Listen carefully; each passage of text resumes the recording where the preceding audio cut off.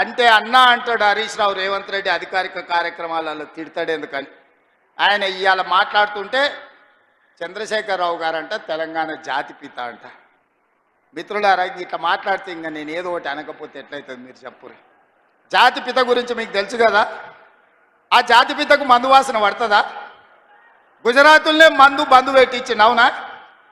ఆ జాతిపిత గాంధీ ఆశ్రమాలలో ఉన్నాడు, నిరాడంబరంగా ఉన్నాడు. మరి ఈ జాతిపిత వాసన లేకుంటే నిద్ర లేస్తాడా? ఆ జాతిపిత ఎక్కడా? ఈ జాతిపిత ఎక్కడా?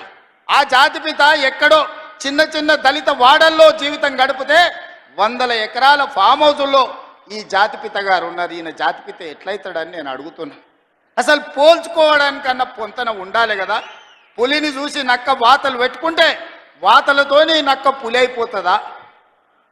జాతిపిత అంటే ఎవరు? కొండా లక్ష్మణ్ బాబూజీ జాతిపిత. జాతిపిత అంటే ఎవరు? ప్రొఫెసర్ జయశంకర్ జాతిపిత.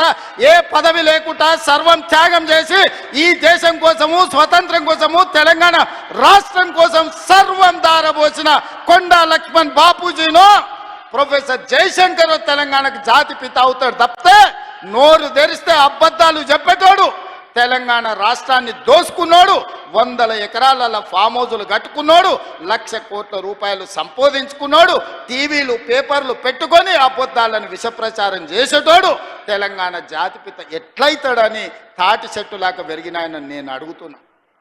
ఇవాళ నేను ఇక్కడున్న యువకుల్ని కూడా అడుగుతున్నా, ఎవడయా జాతిపిత తెలంగాణకు? తాగుబోతాడు జాతిపిత అవుతాడా అని నేను అడుగుతున్నా. త్యాగాలు చేసినోడు తెలంగాణకు జాతిపిత అవుతాడా? తాగుబోతాడు తెలంగాణకు జాతిపిత అవుతాడా అని నేను అడుగుతున్నా. ఒక జయశంకర్, ఒక కొండా లక్ష్మణ్ బాబుజీ తెలంగాణ జాతిపితలు అవుతారు తప్పితే తెలంగాణను జలగల్లాక పట్టి పీడించుకున్నవాడు, తెలంగాణ ప్రజల రక్తం దాగినోడు ఎవడు జాతిపిత కాడు.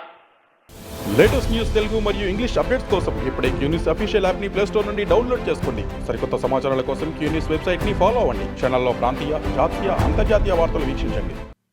లైక్ చేయండి.